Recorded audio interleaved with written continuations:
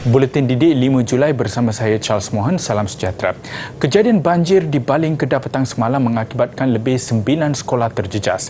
Menteri Kanan Pendidikan Datuk Dr. Razzie Jidin melalui hantaran di Facebooknya berkata, pihak Jabatan Pendidikan Negeri JPN Kedah dan Pejabat Pendidikan Daerah Baling diminta bersiap sedia mengambil tindakan sewajarnya. Ini termasuk menjadikan sekolah yang tidak terjejas sebagai pusat penempatan sementara PPS untuk mangsa banjir. Pihaknya juga terus mengikuti perkembangan situasi berkenaan dan memastikan warga pendidikan yang terkesan diberi perhatian. Kementerian Pengajian Tinggi KPT merasmikan inisiatif Food at Campus Keluarga Malaysia 2.0. Majlis perasmian disempurnakan oleh Menteri Pengajian Tinggi Datuk Seri Dr. Noraini Ahmad di lobi bangunan KPT di Putrajaya. Inisiatif yang mula dilaksanakan pada 2021 ini selaras dengan usaha kerajaan dalam memperkasa mahasiswa seperti mana yang digariskan di bawah Pelan Pembangunan Pendidikan Malaysia 2015-2025. Datuk Seri Dr. Noraini menyampaikan mock check berjumlah RM1 juta melalui Yayasan Kebajikan Siswa Keluarga Malaysia untuk diberikan kepada Universiti Awam, Politeknik dan College Community. Antara objektif Food at Campus Keluarga Malaysia ialah membantu meringankan tanggungan perbelanjaan makanan harian pelajar golongan B40 bersasar di institusi pengajian tinggi. Ia juga menggalakkan tambahan inisiatif kebajikan makanan kepada penuntut berkenaan melalui sumbangan tabung kebajikan Badan Wakaf dan Zakat serta agensi bertanggungjawab.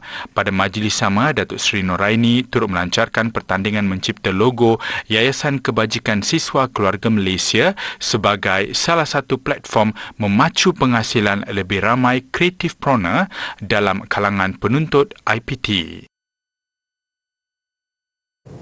Dalam pada itu, pengenalan menu Keluarga Malaysia di restoran koperasi, kafeteria serta premis jualan makanan di institusi pengajian tinggi adalah alternatif terbaik bagi golongan sasar mendapatkan hidangan pada harga berpatutan.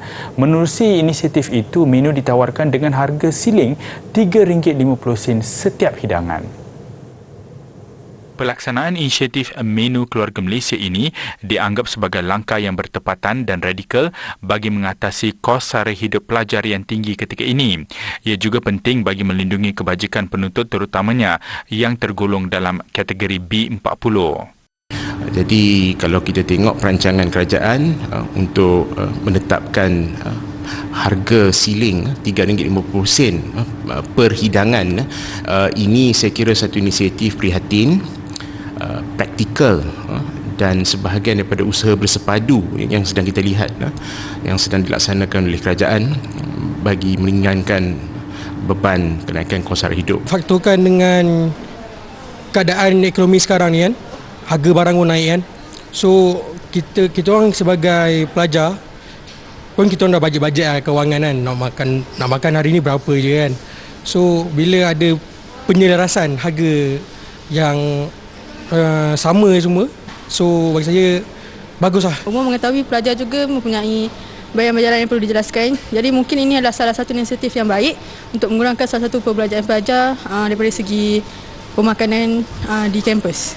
Peniaga juga menyambut baik pengumuman Kementerian Pengajian Tinggi yang bersetuju melaksanakan moratorium bayaran sewaan selama 6 bulan kepada pengusaha dan penyedia perkhidmatan makanan di dalam kampus. Selepas 6 bulan tu yang akan kita fikirkan, baik untuk student, baik juga tak untuk kita, untuk peniaga. Kalau macam baik untuk kedua-dua pihak, kita macam saya okey je. Baiklah, baik KPT keluarkan tu dia baguslah untuk student kan, tapi fikirkan untuk peniaga juga.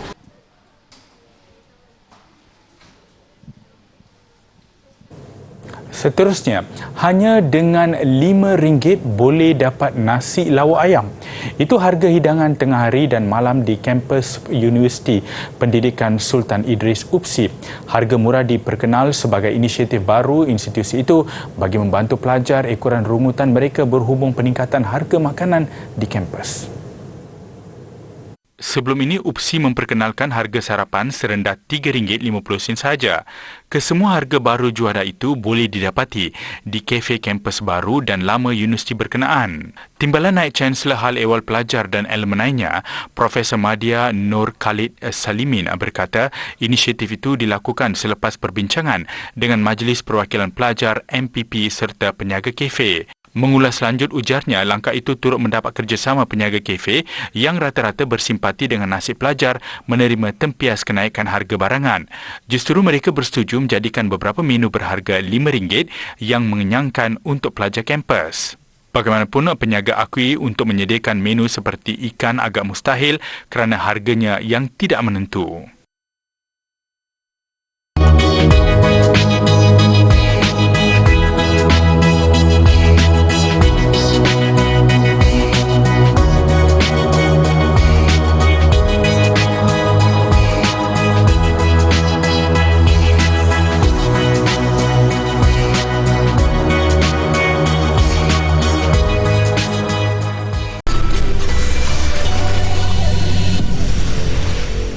Bersua kembali, Kementerian Pengangkutan memilih Pensiangan sebagai lokasi pertama di Sabah bagi program bantuan lesen memandu keluarga Malaysia BLKM.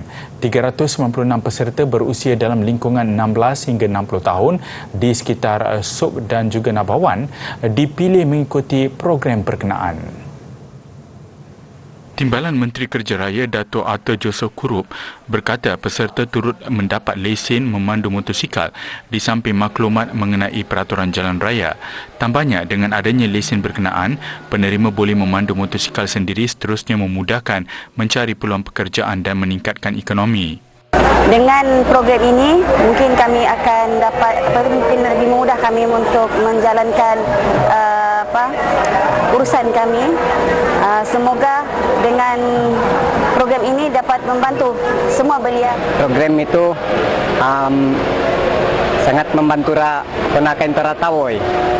Jadi, boy hitili memang lerna ke muhunda laisin, tapi karena intera kono kos perjalanan dari segi kawangan asisa pahuyuman jadi akai konau sangat-sangat berterima kasih. Jabatan Perkhidmatan Awam JPA menegaskan cadangan waktu bekerja 4 hari seminggu adalah di peringkat penelitian dan kajian sahaja. Ketua Pengarahnya Datuk Seri Muhammad Syafiq Abdullah berkata JPA sentiasa terbuka untuk mendapatkan maklum balas menyeluruh daripada pihak berkepentingan bagi mengkaji secara empirikal kebolehlaksanaan cadangan berkenaan. Jelasnya dalam satu kenyataan, walaupun beberapa negara sedang melaksanakan waktu bekerja 4 hari seminggu secara percubaan, JPA berpandangan pendekatan itu perlu dilihat secara holistik, terutama kesesuaian serta keberkesanan terhadap struktur perkhidmatan awam di negara ini.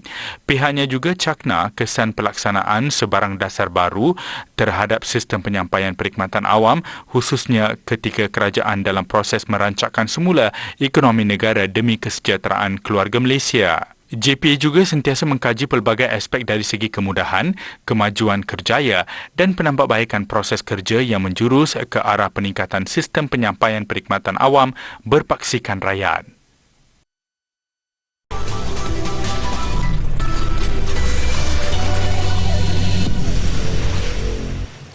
Di mana ada kemahuan, di situ ada jalan. Di Indonesia, prihatin terhadap pelajar yang mengalami masalah pendengaran sering terlepas daripada pendidikan agama, seorang guru mengasaskan sebuah sekolah bagi membantu mereka belajar membaca Al-Quran menggunakan bahasa isyarat. Dibuka pada 2019 di Yogyakarta, Sekolah Tahfiz Darul Ashum kini mempunyai 12 kaki tangan dan 115 pelajar berumur antara 7 hingga 28 tahun dari seluruh Indonesia. Pengasasnya, Abu Kafi, berharap sekolah yang diasaskannya ini akan memudahkan generasi akan datang mempelajari agama Islam. Karena pondok seperti ini masih jarang dan bilang pertama dan satu-satunya di Indonesia, jadi cepat menyebar dan mereka semua memang memerlukan tempat belajar seperti ini untuk tunarungu. Di Indonesia, kurikulum di sekolah awam menyediakan pengajaran agama yang terhad kepada kanak-kanak berkeperluan khas iaitu bermula pada usia 8 atau 9 tahun dan bukan ditadika seperti kebanyakan pelajar lain. Pelajar yang mempunyai masalah pendengaran biasanya mengambil masa kira-kira 5 tahun untuk belajar mengaji dan menghafal Al-Quran di sekolah. Salah seorang murid, Farhad 10 tahun, berjaya menghafal Al-Quran dan bercita-cita menjadi seorang guru agama supaya dapat menyampaikan ilmu kepada orang ramai.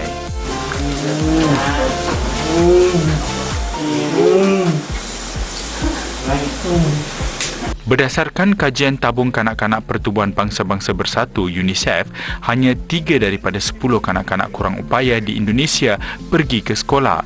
Indonesia mempunyai puluhan ribu pesantren dan sekolah agama yang memberi peluang kepada anak-anak terutamanya daripada keluarga miskin untuk mendapat akses kepada pendidikan.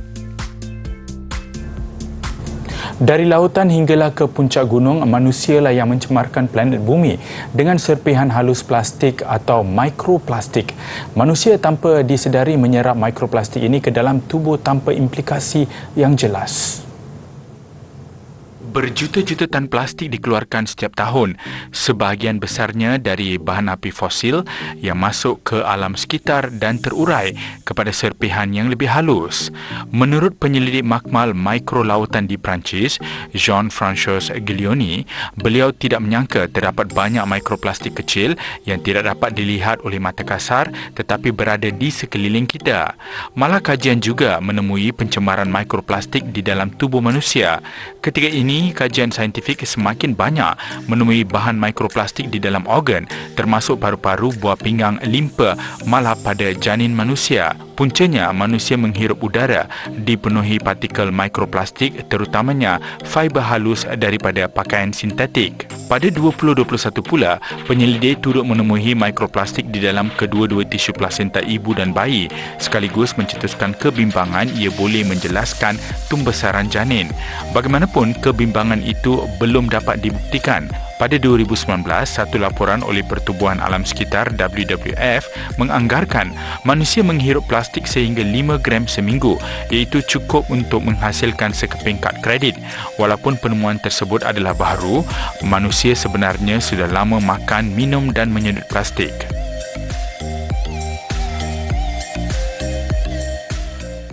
Penyelidik di Royal Botanic Gardens Kew di London mengesahkan penemuan spesies baru bunga teratai gergasi dengan habitat asalnya di Bolivia.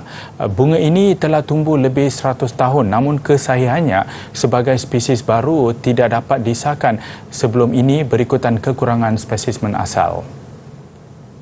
So it goes from the size of a pea-sized seed, about a centimetre across, and it becomes this monster within the space of 3 or 4 months. It's quite incredible. And the flowers are this, they're about 20-25 centimetres across. So it's an amazing mass of they change colour from dark pink to paler pink. There's amazing mass of petals. Bunga ini mampu menangkap kumbang dengan melepaskan haba dan memerangkap haiwan itu dengan kelopoknya. Untuk rekod, RBGQ adalah satu-satunya lokasi di dunia untuk melihat ketiga-tiga spesies teratai gergasi ini.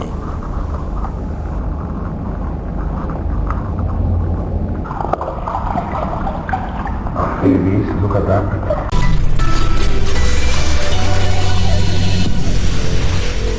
Sukan kejohanan badminton Malaysia Masters, 4 pemain perseorangan negara mara kesayangan utama selepas melepasi cabaran pusingan kelayakan hari ini. Paling mencuri tumpuan Leong Jun Ho yang menundukkan lawan yang menduduki ranking lebih tinggi. Kemunculan Ji Yong paling dinantikan pada hari pembukaan Malaysia Masters di Axiata Arena. Berdepan Yeo Seng Zo, rakan sepasukan negara di pusingan kelayakan pertama, Ji Yong menang straight set 21-12, 21-13. Pemain ranking 48 dunia itu sekali lagi meraih kemenangan straight set 21-8, 21-12 pada pusingan kelayakan kedua, menundukkan pemain Korea Selatan Lee Dong-keun. Saya last week saya pun okey juga. So bukanlah macam last week saya macam ni dan this week dan kira better. Saya memang saya macam ni. Cuma hari ni mungkin tak main macam ni lama. Apapun kemarahan Leong Junhao, kesaingan utama nyata lebih menceriakan penyokong negara. Dia menewaskan pemain yang menduduki ranking ke-50 dunia, Wei Hong dari China. Meskipun tewas mudah 5-21 set pertama, Junhao tidak mudah menyerah kalah. Dia mengheret aksi ke set penentuan selepas menang 21-17 pada set kedua dan memastikan kesaingan utama dengan kemenangan 21-13 pada set penentuan. Saya amat gembira sebab saya dapat menang play yang lebih atas dan mainnya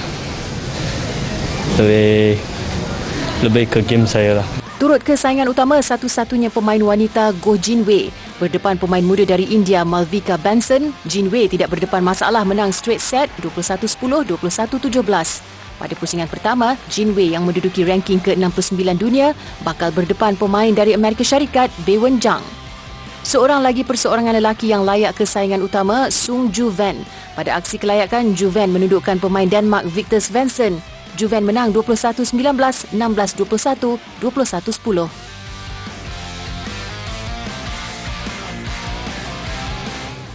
Skuad bola sepak wanita kebangsaan terlepas 3 mata penuh pada aksi pertama Piala AFF Wanita 2022 selepas terikat tanpa jaringan menentang Singapura.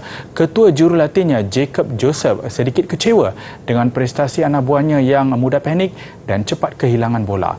Ia kepincangan yang tidak mahu diulangi apabila berdepan Indonesia pada aksi kedua kumpulan A esok. Membuka tirai saingan Piala AFF di Manila, kekentalan barisan pertahanan menyaksikan kedua-dua pasukan gagal untuk memecah kebuntuan.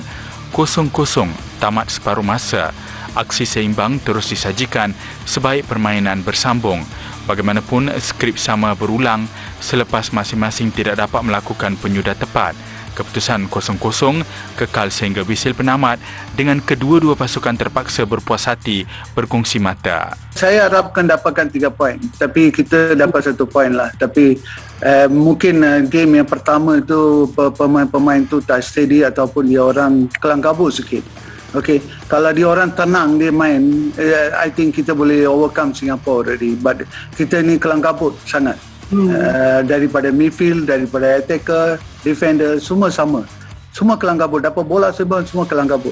Perlawanan seterusnya, skuad negara dijadual bertemu Indonesia jam 7 malam esok. Untuk perlawanan esok, boleh dikatakan ready lah sudah. Tapi ada sikit lagi. Cuma tu je lah. Kerjasama dalam pasukan tu mungkin boleh beat dengan Indon ataupun draw begitu.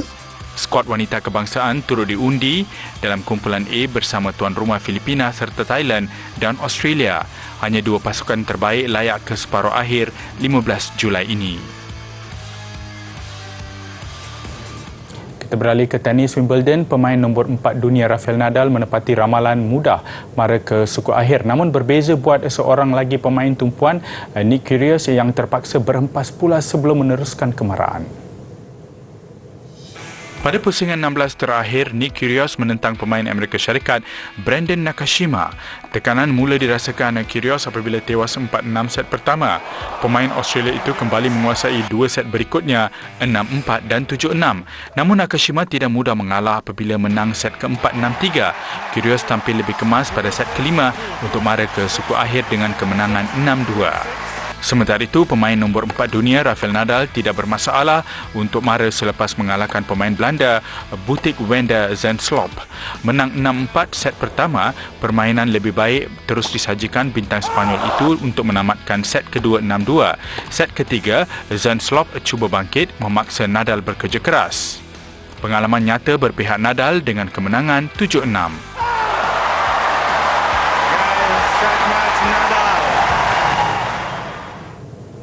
Paparan pertunjukan bunga api di New York sempena ulang tahun kemerdekaan Amerika Syarikat mengakhiri buletin didik saya Charles Mohan. Salam hormat dan kita jumpa lagi.